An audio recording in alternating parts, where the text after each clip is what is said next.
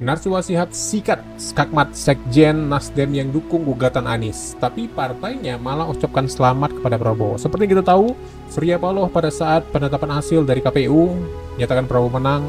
Surya Paloh lah yang pertama mengucapkan selamat kepada Prabowo. Bahkan beberapa hari setelahnya Prabowo mendatangi markasnya Nasdem dan diterima dengan karpet merah. Menyampaikan penghargaan dan terima kasih atas ucapan selamat yang disampaikan oleh Ketua Umum Partai Nasdem. Begitu Komisi Pemilihan Umum mengumumkan keputusan KPU menetapkan Prabowo Subianto sebagai Presiden terpilih dan Saudara Gibran Rakabuming Raka sebagai Wakil Presiden terpilih hasil pemilihan Presiden 2024. Ketua Umum Partai Nasdem Pak Surya Paloh langsung mengucapkan selamat, dan untuk menghormati ucapan tersebut saya datang dan diterima hari ini di markas besar Partai Nasdem. Tapi Anies Baswedan dengan nyata mengatakan di MK meminta diskualifikasi dari hasil pemilu. Dengan ini apakah dikatakan mencela-mencela? Ketua Umum menyatakan selamat, tapi capresnya malah meminta dan menggugat. Apakah Pilpres 2024 kemarin telah dijalankan secara bebas, jujur, dan adil? Izinkan kami menyampaikan jawabnya, tidak.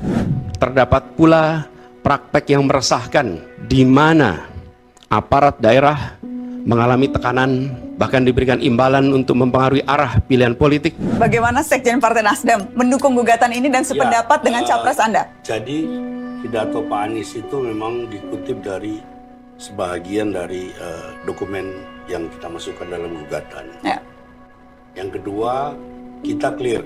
Jadi ada 12 lawyer Nasdem yang ikut dalam gugatan itu. Jadi memang ada petitum diskualifikasi.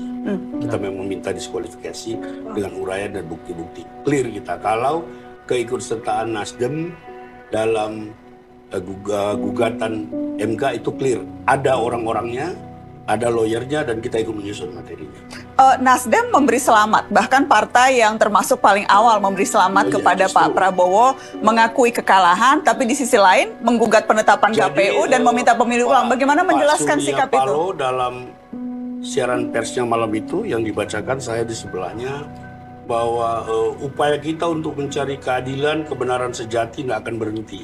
Kita mengakui ketetapan KPU, maka kita bisa menggugat di MK karena ada ketetapan KPU. Jadi kalau KPU tidak pernah menetapkan, kita nggak akan bisa menggugat. Bang, tapi memberi selamat, mengakui kemenangan, tapi di sisi lain minta didiskualifikasi, bukankah itu bertolak belakang? Tidak bertolak belakang. Bagaimana ceritanya?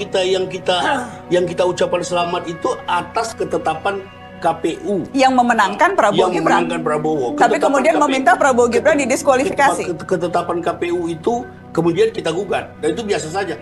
Kita baru bisa menggugat di MK, kita baru bisa mendaftarkan permohonan kita di MK kalau ada ketetapan KPU. Yang kita gugat itu bukan Prabowo Gibran, yang kita gugat itu ketetapan KPU. Ketetapan KPU itu kan selembar kertas yang menyatakan Prabowo Gibran menang. Berarti yang digugat Prabowo Gibrannya dong. Mekanisme hukumnya begitu. Kita ucapkan selamat karena itu fakta, karena negara ini harus ada yang urus sebagai sesuatu kenyataan, tetapi kemudian kita menggugat. Itu biasa saja. Jadi itu bukan tanda sikap ambivalen? Bukan.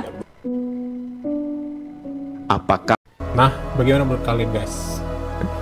Najwa Shihab, skakmat Sekjen ya dari Nasdem dengan terang-terangan mengatakan, apakah ini tidak bertentangan, maksudnya apa gitu kan? Ucapan selamat tapi tetap meminta dan menuntut didiskualifikasi.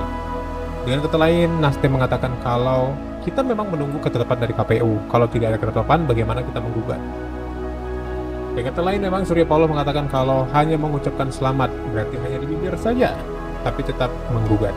Politik memang susah ditebak, politik memang manis-manis di bibir saja. Tim hukum Prabowo bikin kicep Timnas Amin, selisih suara 01 dan 03 sangat jauh, masih layakkah diadili? Kemudian pengurangan suara yang terjadi pada 2 TPS tersebut hanya berjumlah 15 suara. Sedangkan pasangan calon nomor urut 1 secara nasional memperoleh 40.971.906 suara. Dan pasangan calon nomor urut 2 memperoleh 96.214.691 suara. Oleh karenanya, selisih suara yang diperoleh oleh pasangan calon nomor urut 1 dengan pasangan calon nomor urut 2 adalah 55.242.785 suara.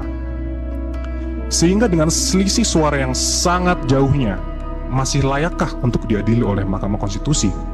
Tentu sangat tidak layak.